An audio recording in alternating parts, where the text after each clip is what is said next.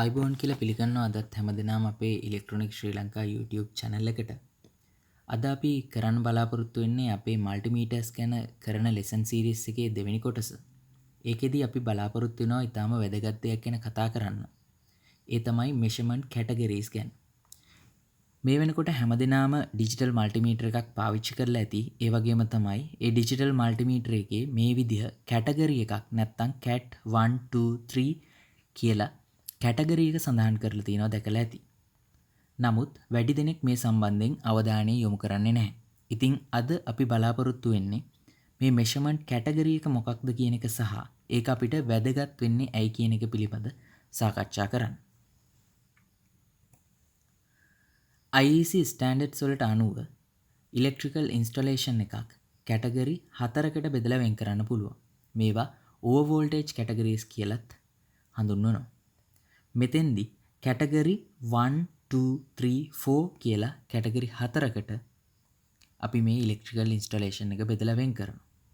එතකොට මේ කැටගරි එක වැඩි වෙනකොට අපිට අනතුරක් සිද්ධ වෙන්න තියෙන අවදානම වැඩි වෙනවා වගේම සර්කිට් එකේ එනර්ජි එකත් වැඩි වෙනවා. අපි එහෙනම් බලමු මේ ඉන්ස්ටොලේෂන් එකේ තියෙන කැටගරි 1 2 3 4 කියන කොටස් වලට අදාළ වෙන්නේ මොනවද කියන එක. මුලින්ම ගත්තොත් කැටගරි 4 කියන එක.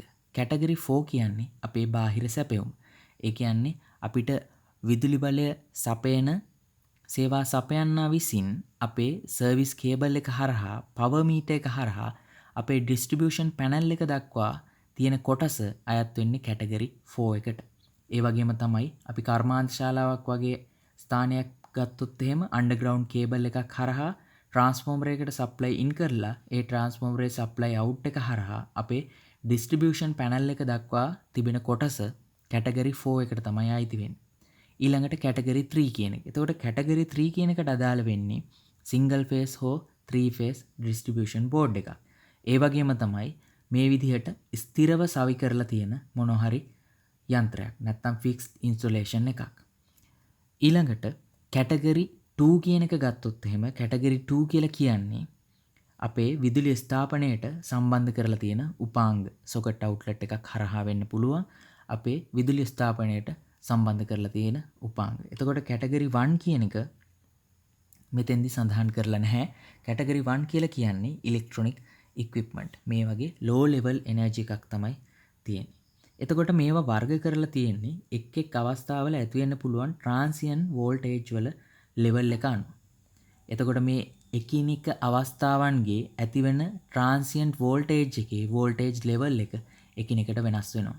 කැටගරි 1 ඉඳන් කැටගරි 4 වෙනකොට ට්‍රාන්සියන්ට් වෝල්ටේජ් ලෙවල් එක ගොඩක් වැඩි වෙනවා. එහෙනම් අපි ඊළඟට කතා කරලා බලමු මොනවද මේ ට්‍රාන්සියන්ට් වෝල්ටේජ් කියලා කියන්නේ කියන එක. ට්‍රාන්සියන්ට් වෝල්ටේජ් එකක් නැත්නම් වෝල්ටේජ් ස්පයික් එකක් කියලා කියන්නේ ඊටාම කුඩා කාලයක් තුලදී ඇතිවෙන අධි වෝල්ටීයතා ස්පන්දයක්. මේ කාලය මයික්‍රොසෙකන්ඩ් 100ක් වගේ ඊටාම අඩු කාලයක් වෙන්න පුළුවන්. නමුත් මෙයාලගේ වෝල්ටේජ් ලෙවල් එක ඊටාම ඉක්මනින් ඊටා ඉහළ අගයක් දක්වා වර්ධනය වෙන්න පුළුවන්. අපේ ඉලෙක්ට්‍රිකල් ඉන්ස්ටොලේෂන් එක ඇතිවන වෝල්ටේජ් ස්පයික්ස් වලින් අපිට අනතුරු ඇති වෙන්න පුළුවන්. එහෙනම් මේ කැටගරි 1 ඉඳන් 4 දක්වා කැටගරි කරලා තියෙන්නේ මේ ට්‍රාන්සියන්ට් වෝල්ටේජස් වල ලෙවල් එක අනුව. ඊළඟට අපි බලමු මේ ට්‍රාන්සියන්ට් වෝල්ටේජස් ඇති වෙන්න පුළුවන් ක්‍රම මොනවද කියන එක. ට්‍රාන්සියන්ට් ඕවර් වෝල්ටේජ් ජෙනරේටර්ස් විදිහට ගන්න පුළුවන් ප්‍රධානම කාරණාවක් තමයි ලයිට්නින් ස්ට්‍රයික් නැත්නම් අකුණු සැර වැදීම.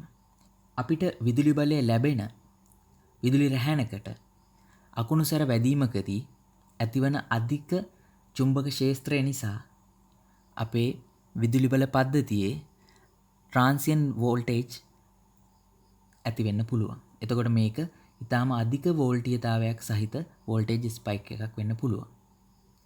ඊළඟට මෝටර්ස් ඔන් කරලා අපි ඕෆ් කරන අවස්ථාවේ මෝටරේ ගබඩා වෙලා තියෙන චුම්බක ශක්තිය විද්‍යුත් ක්ෂේත්‍රයක් බවට පරිවර්තනය වෙලා ඒක නැවත අපේ පවර් සිස්ටම් එකට මුදා හරින නිසා ට්‍රාන්සියන්ට් වෝල්ටේජස් ඇති වෙන්න පුළුවන්. ඒ වගේම තමයි කැපැසිටර්ස්. ඒ වගේම තමයි පවර් කන්වර්ෂන් ඉක්විප්මන්ට්. උදාහරණයක් විදිහට variable frequency drivers නැත්නම් variable speed drivers. එතකොට මේවා තමයි අපේ transient over voltage generators විදිහට අපිට සලකන්න පුළුවන්. මෙතන තියෙනවා එක එක ඉන්ස්ටලේෂන් කැටගරීස් වල transient voltage levels IEC definitions ටික. මෙතෙන්දී අපි බලමු working voltage එක අනුව එක එක කැටගරි වල තියෙන්න පුළුවන් transient voltage levels මොනවද කියලා. උදාහරණයක් විදිහට 300 volt කියන working voltage එක ගත්තොත් කැටගරි 1 එකේ transient voltage level එක volt 1500කට, කැටගරි 2 එකේ transient voltage level එක volt 2500කට, කැටගරි 3 එකේ transient voltage level එක volt 4000කට, කැටගරි 4 එකේ transient voltage level එක volt 6000ක් දක්වා යන්න පුළුවන් කියන එක තමයි IEC definition වල තියෙන්නේ. ඒ වගේම තමයි volt 600 working voltage එකක් ගත්තොත් කැටගරි 1 එකේ transient voltage level එක volt 2500ක්, කැටගරි 4 එකේ transient voltage එක volt 8000ක් දක්වා තියෙන්න පුළුවන්. ඒ වගේම තමයි මේ source එකේ impedance එක කැටගරි 1 එකේ source impedance එක ohm 30ක් වෙනකොට කැටගරි 4 එකේ source impedance එක ohm 2ක්. එතකොට මේ source impedance කියන එක අපිට වැදගත් වෙන්නේ මොකක් හරි fault එකක් ඇති වුණොත් එහෙම ගමන් කරන්න පුළුවන් fault current එක කොච්චරද කියන එක රඳා පවතින්නේ මේ source impedance එක අනුව. source එකේ impedance එක ගොඩක් අඩුයි නම් fault current එකේ level එක ඊටාම වැඩි. අපි ඊළඟට බලමු maximum steady state voltage range එක සහ measurement category එක කියන දෙන්නගේ තියෙන වැදගත්කම. එතකොට maximum steady state voltage කියන එක අපිට වෙනත් නමකින් කියන්න පුළුවන් working voltage කියලා. ඊළඟට measurement category එක. උදාහරණයක් විදිහට අපි මෙතන ගත්තොත් එහෙම මේ තියෙන digital multimeter working voltage එක volt 600ක්. ඒ වගේම තමයි measurement category එක volt 600 category 3 කියලා සඳහන් කරලා තියෙනවා. ඊළඟට අපි බලමු මේ working voltage එක සහ measurement category එක අතර තියෙන වැදගත්කම මොකක්ද කියන එක. මෙතෙන්දී උදාහරණයක් විදිහට මම multimeters දෙකක් අරන් තියෙනවා. පළවෙනි multimeter 1000 volt category 2 කියලා සඳහන් කරලා තියෙනවා. දෙවෙනි මීටර් එකේ 600 volt category 3 කියලා සඳහන් කරලා තියෙනවා. එතකොට මේ meters දෙක ගත්තොත් එහෙම මේ දෙන්නගෙන් පළවෙනි මීටර් එකේ working voltage එක වැඩි. හැබැයි දෙවෙනි මීටරේ working voltage එක අඩුයි. නමුත් පළවෙනි මීටර් එක category 2 මීටර් එකක්, දෙවෙනි මීටර් එක category 3 මීටර් එකක්. එහෙනම් working voltage විතරක් අපි සැලකුවොත් එහෙම අපිට කියන්න පුළුවන් 1000 volt multimeter එක වඩාත් හොඳයි කියලා.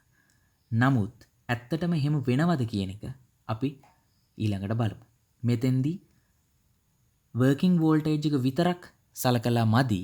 working voltage වගේම category එක මොකක්ද කියන එකත් අපිට සලකන්න ඕන. එහෙනම් අපි බලමු මේ multimeters දෙක සංසන්දනය කරලා අපේ කාර්යය සඳහා වඩාත් ගැලපෙන මීටර එක කොහොමද තෝරගන්නේ කියලා.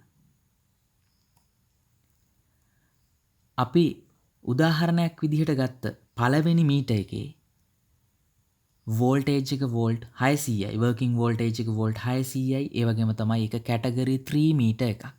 එහෙනම් අපි බැලුවොත් volt 600 category 3 එහෙනම් transient voltage level එක තියෙනවා volt 6000. අපි දෙවෙනි උදාහරණයේ විදිහට ගත්ත මීටර් එක 1000 volt category 2 මීටර් එකක්. එහෙනම් 1000 volt category 2 එහෙනම් එයාගේ transient voltage level එක volt 6000යි. එතකොට අපිට පේනවා මෙතෙන්දී අපි සලකපු meters දෙකේම transient voltage level එක volt 6000යි. ඒ කියන්නේ transient voltage level දෙක සමානයි. නමුත් එක මීටර් එකක් category 2 අනිත් මීටර් එක category 3. එහෙනම් මෙතෙන්දී working voltage එක විතරක් අපි සලකලා මදි. අපි මීටර් එකේ category එකත් සලකන්න ඕනේ. අපි හිතමු අපි ළඟ තියෙන 1000 volt category 2 කියන multimeter එක අපි පාවිච්චි කරනවා කියලා 600 volt working voltage එකක් තියෙන circuit එකක් reading එකක් ගන්න. හැබැයි category 3 අවස්ථාවේ. එතෙන්දී අපේ මීටර් එකේ working voltage එක circuit එකේ working voltage එකට වඩා වැඩි. නමුත් අපි category 2 measuring instrument එකක් පාවිච්චි කරන්න යනවා category 3 අවස්ථාවේ reading එකක් ගන්න. මෙතෙන්දී working voltage ගැටලුවක් නැහැ. නමුත් යම්කිසි ෆෝල්ට් එකක් ඇති වුණොත් එහෙම කැටගරි 2 අවස්ථාවේ සෝස් ඉම්පිඩන්ස් එක අපි සලකලා තියෙන්නේ 12 ඕම් කියලා. කැටගරි 3 අවස්ථාවේදී අපි සෝස් ඉම්පිඩන්ස් එක සලකලා තියෙන්නේ ඕම් 2යි කියලා. එහෙනම් මේ කැටගරි 2 මෙෂරින් ඉන්ස්ට්‍රුමන්ට් එක හදලා තියෙන්නේ ෆෝල්ට් එකක් ඇති වුණ අවස්ථාවක සෝස් ඉම්පිඩන්ස් එක 12 ඕම් විදිහට සලකලා ඒ අවස්ථාවේදී ඇතිවෙන ෆෝල්ට් කරන්ට් එකට ඔරොත්තු දෙන විදිහට තමයි කැටගරි 2 මෙෂරින් ඉන්ස්ට්‍රුමන්ට් එක හදලා තියෙන්නේ. නමුත් අපි ඒක පාවිච්චි කරනවා නම් කැටගරි 3 රීඩින් එකක් ගන්න සෝස් ඉම්පිඩන්ස් එක 12 ඕම් කියන එක 2 ඕම් දක්වා අඩු වෙලා තියෙනවා. එතකොට ෆෝල්ට් කරන්ට් එක 6 ගුණයක් වැඩි කැටගරි 2 අවස්ථාවට වඩා. එහෙනම් අපේ මෙෂරින් ඉන්ස්ට්‍රුමන්ට් එක හදලා තියෙන ප්‍රමාණයට වඩා ඔරොත්තු දෙන ප්‍රමාණයට වඩා 6 ගුණයක ෆෝල්ට් කරන්ට් එකක් යම්කිසි ෆෝල්ට් එකක් ඇති වුණොත් එහෙම ගමන් කරනවා. එහෙනම් අපේ මෙෂරින් ඉන්ස්ට්‍රුමන්ට් එක විනාශ වෙලා යනවා වගේම පාවිච්චි කරන අපිටත් දැඩි හානියක් සිද්ධ වෙන්න පුළුවන්. ඒක නිසා මේ මෙෂර්මන්ට් කැටගරි එක කියන එක ගැන ඉතාමත් සැලකිලිමත් වෙන්න ඕනේ. හැබැයි අපි කැටගරි 1 අවස්ථාවේ රීඩින් එකක් නම් ගන්නෙ. එතකොට අපිට කැටගරි 1 2 3 4 කියන කැටගරි 4න් ඕනම මෙෂරින් ඉන්ස්ට්‍රුමන්ට් එකක් පාවිච්චි කරන්න පුළුවන්. හැබැයි කැටගරි එක වැඩි වෙනකොට මෙෂරින් ඉන්ස්ට්‍රුමන්ට් එකේ ගාණත් ඒ වගේම වැඩි වෙනවා. නමුත් අපිට කැටගරි 2 මෙෂරින් ඉන්ස්ට්‍රුමන්ට් එකක් පාවිච්චි කරලා කැටගරි 3 කැටගරි 4 ඉන්ස්ටොලේෂන් එකක රීඩිං ලබා ගැනීම සිද්ධ කරන්න බෑ. මෙතෙන්දි කියන්නේ රීඩින් එකක් පෙන්වන්නේ නැහැ කියන එක නෙවෙයි. යම්කිසි ට්‍රාන්සියන්ට් වෝල්ටේජ් එකක් ඇති වුණොත් එහෙම ඒකෙන් අපිට හානියක් සිද්ධ වෙන්න පුළුවන්ද බැරිද කියන එක. ඒක නිසා මේ මෙෂර්මන්ට් කැටගරි කියන එක ඉතාමත් වැදගත්.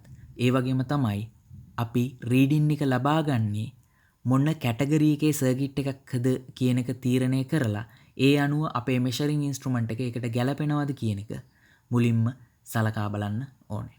අපි මෙෂර්මන්ට් එක ලබා ගන්න ස්ථානය අනුව අපේ මෙෂරින් ඉන්ස්ට්‍රුමන්ට් එකේ මෙෂර්මන්ට් කැටගරි එකත් ඒකට ගැලපෙනවද කියන එක පරීක්ෂා කරලා බලන එකත් ඉතාම වැදගත්.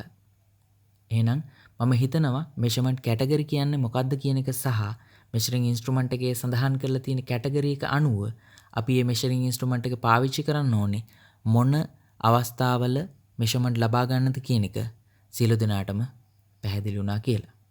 මේ වගේ තවත් වීඩියෝ බලන්න කැමති නම් අපේ channel එකට subscribe කරලා bell icon එක click කරලා ඔයාලට මේ වගේ තවත් වීඩියෝ ඉදිරියට බලන්න පුළුවන්කම තියෙනවා.